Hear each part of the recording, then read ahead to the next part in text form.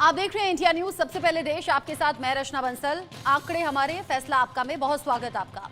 दिल्ली से लेकर जम्मू कश्मीर तक के कई इलाकों में रोहिंग्यों की संख्या में इजाफा हुआ है। आलम यह है कि कई बस्तियां रोहिंग्यों से भरी हुई हैं। ऐसे में रोहिंग्या को लेकर लगातार सवाल भी उठते रहे हैं, खासतौर से सुरक्षा व्यवस्था को लेकर। दिल्ली में अधिकतर कूड़ा उठाने वाले रोहिंग्या हैं। जम्मू कश्मीर में जिन इलाकों में रोहिंग्या हैं, उन इलाकों में बिजली पानी काट दी गई है। ऐसे में रोहिंग्या को लेकर अक्सर सवाल ये होते रहे हैं कि क्या रोहिंग्या से खतरा है। इन्हीं सवालों को लेकर आज हमने बाकायदा सर्वे किया है, जिसमें सर्वे में आंकड़े तो हमारे होंगे, यानी कि हमारे सर्वे के होंगे, फैसला आपका होगा। आप तय कीजिए रोहिंग्या को लेकर आप क्या सोचते हैं। हमने पहला सवाल जो कि लोगों के बीच में जाकर पूछा, वो पहला सवाल था, क्या रोहिंग्या समुदाय से आंतरिक सुरक्षा को खतरा है। उसमें 68% लोग कह रहे हैं हाँ खतरा है, जबकि 31% लोग कह रहे हैं नहीं, हमें नहीं लगता कि खतरा है। जबकि सिर्फ 1% लोग थे जो कह रहे थे कि हम इसमें कुछ कह नहीं सकते। यानी कि आंतरिक सुरक्षा को खतरा लेकर लोगों से जब सवाल पूछा गया तो उन्होंने कहा कि हाँ रोहिंग्या हमें लगता है कि खतरा है, और 68% ये संख्या है जिसमें लोगों ने हाँ में जवाब दिया है। साथ ही साथ कुछ और अहम सवाल, जिसमें दूसरा सवाल हमने पूछा, और दूसरा सवाल हमने रोहिंग्या को लेकर जब पूछा, और ये पूछा कि देश के साथ जब रोहिंग्या इस तरीके से मिक्सअप होते हैं या अलग अलग हिस्सों में जाते हैं, क्या देश में सभी रोहिंग्याओं को उनके देश सख्ती के साथ भेज देना चाहिए क्या। इसमें 79% लोगों ने हाँ में जवाब दिया, जबकि 20% लोग कहते हैं नहीं, हमें नहीं लगता कि ऐसा करना चाहिए, जबकि 1% लोग कह रहे हैं कि हम इस मामले में कुछ कह नहीं सकते। यानी कि 79% लोग हैं ऐसे जो कह रहे हैं कि हाँ रोहिंग्याओं को उनके अपने देश में जबरन सख्ती के साथ में भेज देना चाहिए। इसको लेकर बात हम करेंगे। मेरे साथ में मेरे सीनियर कोलीग्स जुड़ गए हैं, एक एक करके उनसे मैं बात करूंगी। संजय शर्मा मेरे साथ में हैं, अजय जांडियाल मेरे साथ में है, थोड़ी देर में रैनिक दत्ता भी मेरे साथ में जुड़ गए जाएंगे। और जिस तरीके से अभी तक का ये अपडेट, यानी कि अभी तक के सवालों का जो अपडेट है हमने वो परसेंटेज के साथ बताया, जिसमें कि रोहिंग्या को आंतरिक सुरक्षा के लिए खतरा माना गया है, और ज्यादातर मैक्सिमम लोग ऐसा कह रहे हैं कि रोहिंग्या को उनके देश में जबरन भेज देना चाहिए। अजय, मैं आपका पहले रुक कर रही हूँ। जम्मू कश्मीर से अपडेट क्या है रोहिंग्या को लेकर, लोग क्या सोच रहे हैं, किस तरह की अभी चर्चाएं चल रही हैं, और क्या वाकई रोहिंग्याओं को लेकर कुछ बड़े और सख्त कदम उठाए जा सकते हैं क्या मौजूदा स्थिति को देखते हुए। देखिए, जिस तरीके से सुरक्षा बलों ने इस चीज को गंभीरता से लिया था, तो उसमें यकीनन इस चीज को देखा जा रहा था कि एक गंभीर समस्या समझते हुए इस पे कार्रवाई हो रही है। और तभी जो है ये फैसला हुआ कि उन्होंने कहा कि बिजली पानी इन इलाकों में काट दी जाए। जिन लोगों ने उनको शेल्टर दिया, यानी कि अपने घर किराए पे दी, जमीन किराए पे दी, उनकी बिजली पानी काट दी गई और उनके खिलाफ मामले दर्ज किए गए। मगर अब एक नया मोड़ इस पे आया है, और आपको बता दूं कि इस पर सियासत शुरू हो गई है। नेशनल कॉन्फ्रेंस की सरकार जम्मू कश्मीर में बनी, और उमर अब्दुल्ला सरकार ने जो है एक फैसला लिया, और उन्हें उनके मंत्री जावेद राणा ने इंडिया न्यूज से एक्सक्लूसिव बातचीत करते हुए कहा कि हम इन लोगों को पानी जो है वो तुरंत रिस्टोर कर रहे हैं, बहाल कर रहे हैं। क्योंकि उन्हें कहा, जावेद राणा ने, जो उनसे हमारी बात हुई, उन्होंने कहा कि मुझे ये इस चीज़ का इल्म नहीं था कि उनकी बिजली जो पानी जो है वो काट दिया गया है, ये गलत है। ह्यूमैनिटेरियन ग्राउंड पे जो है हम उनका पानी जो है वो बहाल कर रहे हैं। भारत सरकार को रोहिंग्या के खिलाफ जो कदम उठाना है वो अपनी जांच करें, वो जो मर्जी करें। जिस तरीके से आपने बताया कि पहले बिजली पानी काटा गया, उसके बाद में ये कहा गया कि इस बारे में विचार किया जाएगा। संजय शर्मा भी मेरे साथ में है। और संजय, अगर मैं दिल्ली की बात करूं तो एक बड़ी आबादी है रोहिंग्याओं की, जिसको लेकर अलग अलग वक्त पर सवाल तो उठते रहे हैं। अब जब अपने सवाल लेकर हम इस सर्वे में पहुंचे, यानी कि आंकड़े जुटाने के लिए पहुंचे, तो फिर से उसी तरफ इंडिकेशन कि कोई बड़ा एक्शन होना चाहिए, रोहिंग्याओं को उनके देश वापस भेजा जाना चाहिए। बिल्कुल रचना, कई सारे मॉड्यूल गृह मंत्रालय ने ऐसे ट्रैप किए हैं, ऐसे पकड़े हैं, जिसको लेकर के अब सुरक्षा एजेंसी हाई अलर्ट पर आ गई है, चौकन्नी हो गई है, और हतप्रभ भी रह गई कि किस तरीके से रोहिंग्याओं को अब बांग्लादेश पे ट्रेनिंग दी जा रही है, आतंकी ट्रेनिंग दी जा रही है, और पाकिस्तान इस पूरी ट्रेनिंग का खर्चा उठा रहा है। बांग्लादेश के साथ मिलकर के रोहिंग्याओं को भारत में भेजने का काम हो रहा है, और यही रोहिंग्या जो भारत में बड़ी संख्या में लगातार आ जा रहे हैं, बांग्लादेश की बॉर्डर से आ रहे हैं, और यही रोहिंग्या अब किसी न किसी तरीके से स्लीपर सेल के का भी काम करेंगे, पाकिस्तान के लिए, बांग्लादेश के लिए काम करेंगे। तो यही रोहिंग्या अब भारत सरकार के लिए एक बड़ी चुनौती बन सकते हैं। हमने देखा किस तरीके से दिल्ली, पश्चिम बंगाल, आसाम, जम्मू, झारखंड, बिहार, बड़ी संख्या में रोहिंग्याओं ने इसको अड्डा बना रखा है। मुंबई में भी बड़ी संख्या में रोहिंग्या पहुंच चुके हैं। तो ये रोहिंग्याओं की जो जिस तरह से किससे पहले पॉलिटिकल संरक्षण इनको मिलता था, राजनीतिक संरक्षण इनको दिया जाता था, लेकिन अब चूंकि इनके कई सारे नाम आ रहे हैं, कई सारी घटनाओं में इनके नाम जुड़े हुए हैं और आतंकी मॉड्यूल में इनका नाम आ रहा है कि कहीं ना कहीं रोहिंग्याओं का उपयोग किया जा रहा है। तो केंद्र सरकार की सारी एजेंसियां अलर्ट है। अब रोहिंग्या चूंकि भारत की आंतरिक सुरक्षा के लिए लगातार खतरा बनते जा रहे हैं। दिल्ली में हर घर में रोहिंग्याओं की घुसपैठ हो चुकी है।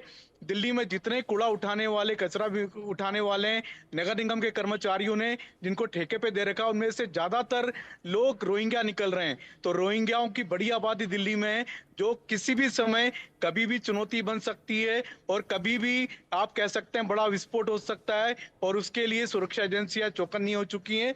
लेकिन इनको निकालना, इनको हटाना काफी मुश्किल भरा काम है, क्योंकि कहीं ना कहीं इस पर राजनीति खड़ी हो जाती है और राजनीतिक संरक्षण इनको मिलता रहता है। आपने बताया कि ये बड़ा खतरा है और इस खतरे को देखते हुए वक्त वक्त पर अब जो कदम उठाए जाने चाहिए उसको लेकर अब सरकार भी गंभीर है। अच्छा, ये जो सवाल हैं, इन सवालों को लेकर इंडिया न्यूज भी पहुंचा जब लोगों के बीच में, तो लोगों के बीच में किस तरीके के रिएक्शन है अजय, अगर आपने लोगों से बात की हो तो? देखिए, मैं आपको बताऊं, अगर बात की जाए तो ज़्यादातर लोग जो जहां पर ये इलीगली रहते हैं, जम्मू की बात करें तो वहां पर लोगों का कहना है कि इनको बाहर निकालना चाहिए। लंबे समय से इसको लेकर जो है भारतीय जनता पार्टी हो और कई ऐसे जम्मू बेस्ड जो राजनीतिक दल थे वो इनको जो है आवाज़ उठाते रहे हैं। मगर वही देखिए ना, राजनीति तो जम्मू कश्मीर में शुरू हो गई है। जो प्रशासन है, डिस्ट्रिक्ट एडमिनिस्ट्रेशन ने ये ऑर्डर किया, जब पुलिस ने जाँच की उसमें पाया गया तो आदेश दिया कि आप इनको यहाँ से बाहर निकालने की प्रक्रिया शुरू होगी। इसलिए बिजली पानी इनका बंद किया गया। जिन लोगों ने इनको किराए पे जगह दी थी, कमरे दिए थे, उनके खिलाफ एफआईआर दर्ज हुई। मगर वहीं दूसरी तरफ उमर अब्दुल्ला सरकार, क्योंकि यहाँ पर यूनियन टेरिटरी है, केंद्र शासित प्रदेश है, यहाँ पर जब सरकार उमर अब्दुल्ला की बनी तो उनके मंत्री ने कहा कि ह्यूमैनिटेरियन ग्राउंड पे इनका पानी जो है वो वापस बहाल कर दिया गया है। इसी चीज़ को लेकर अब कविंद्र गुप्ता, जो बीजेपी के वरिष्ठ नेता हैं और पूर्व उप मुख्यमंत्री रहे हैं, उनका कहना है कि इसको लेकर नेशनल कॉन्फ्रेंस राजनीति कर रही है। ये देश विरोधी लोग हैं, खतरा हो सकते हैं देश के लिए। ऐसे में उनको किसी भी तरह से जो कार्रवाई है प्रशासन की उस पर अड़ंगा नहीं जो है लगाना चाहिए। मगर अब बात यह है कि मंत्री की तरफ से पानी रिस्टोर करने के आदेश दे दिए गए हैं। दरअसल हो क्या रहा है, जम्मू कश्मीर में पिछले इतने सालों से, लगभग 12 से 15 सालों में रोहिंग्या जहां आना शुरू हुए वो लगातार बढ़ते चले गए और अब जम्मू ही नहीं बल्कि कश्मीर, डोडा, किश्तवाड़, रजौरी, पुंछ, उन इलाकों जहां पर आतंकवाद जो है एक बार फिर से पैर पसार रहा है, वहां ये पहुंचे हुए हैं। कई मामले इन पर जो हैं वो ह्यूमन ट्रैफिकिंग के चल रहे हैं। कई लोगों को हिरासत में लिया गया। कुछ दिन पहले भी अभी 4 रोहिंग्यास को जो है गिरफ्तार किया गया है। दरअसल ये खतरा इसलिए बन सकते हैं क्योंकि अगर ये क्रिमिनल एक्टिविटीज में शामिल हैं, पैसे के लिए ह्यूमन ट्रैफिकिंग कर रहे हैं, तो यकीनन किसी भी तरीके के क्राइम में और बढ़ सकते हैं। और कई ऐसे मामलों में जांच चल रही है जिसमें हो सकता है कि इनका आतंकी गतिविधियों में भी नाम निकल आए। तो ऐसे में कहीं ना कहीं प्रशासन और खासतौर पर सुरक्षा एजेंसियां जो हैं इस चीज को लेकर सतर्क हैं और वो चाहती हैं कि इन लोगों को जल्द से जल्द कहीं ना कहीं एक जगह पर कंट्रोल किया जाए, ताकि ये खुलेआम ऐसे जो घूम रहे हैं वो खतरा हो सकता है।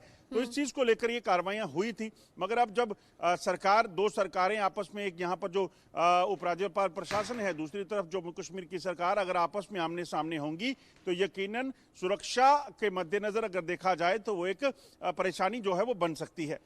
आपने बताया कि कैसे अलग अलग वक्त पर अब जो क्रिमिनल केसेस हैं उनमें भी रोहिंग्याओं का इन्वॉल्वमेंट पाया गया है और ये अब जिस तरीके से केसेस बढ़े हैं और जिस तरीके से रोहिंग्याओं की संख्या बढ़ी है वो बड़ी चिंता वाली बात है। इन सभी के बीच कुछ और सवाल हैं जो हम लोगों के बीच में लेकर पहुंचे। इन सवालों में एक और सवाल ये था कि क्या रोहिंग्या को शरण देने के पीछे सियासत है, यानी कि क्या सियासी पार्टियों का हाथ भी है, क्या इस पर अपनी सियासत चमकाने की कोशिश है? इसका जवाब 72% लोगों ने कहा है हाँ, जबकि 22% लोग कह रहे हैं कि नहीं, ऐसा हमें नहीं लगता, जबकि 6% लोग कह रहे हैं कि हम इस बारे में कुछ कह नहीं सकते। यानी कि रोहिंग्याओं की संख्या बढ़ना या फिर उन्हें बढ़ावा देना, इसके पीछे सियासी ताकतों का हाथ भी लोगों को नजर आता है और ये बड़ी संख्या में नजर आता है। 72% लोग कह रहे हैं कि हाँ, हमें लगता है कि इसके पीछे सियासत है। अब चौथा सवाल ये कि क्या रोहिंग्याओं की वजह से आपराधिक मामलों में बढ़ोतरी हो रही है क्या? 68% लोग कह रहे हैं कि हाँ, ऐसा लगता है हमें, जबकि 25% लोग कह रहे हैं कि नहीं, ऐसा नहीं लगता। 7% लोग ऐसे हैं जो कह रहे हैं कि हम इस मामले में कुछ कह नहीं सकते। संजय, जब अलग अलग क्रिमिनल केसेस सामने आते हों और जब इन्वॉल्वमेंट रोहिंग्याओं का सामने आए तो इसमें तो कोई दो राय नहीं है कि हाँ, क्रिमिनल केसेस बढ़े हैं, क्राइम बढ़ा है। ऐसे में अब जरूरी है कि सही वक्त पर सही एक्शन हो, और अगर लोगों का इशारा है कि हाँ सियासत हो रही है, तो कौन वो लोग हैं जो इन्हें बढ़ावा दे रहे हैं? रक्षा गृह मंत्रालय ने तो कई सारे वीडियो फुटेज भी ऐसे जारी किए हैं जिसमें साफ दिखाया जा रहा है कि जिसमें रोहिंग्यास को ट्रेनिंग दी जा रही है, यानी कहीं ना कहीं भारत के खिलाफ उकसाया जा रहा है। बांग्लादेश में जो हिंदुओं पर हमला हो रहे हैं उसमें भी रोहिंग्याओं को शामिल किया जा रहा है और भारत में आतंकी बना करके उनको भेजने की बड़ी तैयारी हो रही है। तो आने वाले समय में रोहिंग्या भारत के लिए बड़ी चुनौती होंगे। और जहां तक उनको पॉलिटिकल संरक्षण देने की बात है तो वोट बैंक की तरह यूज किया जा रहा है रोहिंग्याओं को। वोट बैंक की खातिर हमने देखा किस तरह से पश्चिम बंगाल में भी लगातार वहां पर रोहिंग्या बांग्लादेशियों को लगातार उनको वोटर आई कार्ड मुहैया कराए जाते हैं, आधार कार्ड दिए जाते हैं, साथ ही साथ उनको पहचान पत्र, भारत सरकार का पहचान पत्र जारी कर दिया जाता है। तो ये कुछ ऐसे मुद्दे हैं जिसको वोट बैंक की राजनीति से दूर रखना होगा, वरना भारत की सुरक्षा का भगवान ही मालिक है। क्योंकि लगातार अगर इस तरीके के देश में आतंकी गतिविधि फैलाने वाले लोगों को अगर आते रहे और उनको सुरक्षा दी जाती रही, संरक्षण दिया जाता रहा, उनको उनकी पहचान छुपाई जाती रही, तो फिर आने वाले समय में ये बड़ा खतरा होगा भारत के लिए।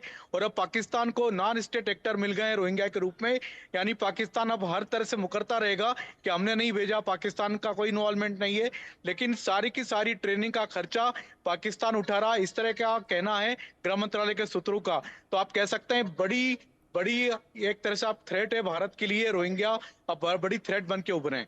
अब बड़े थ्रेट से निपटने का क्या इंतजाम और क्या कुछ इनसाइड स्टोरी यानी कि अंदर की खबर अजय क्या है?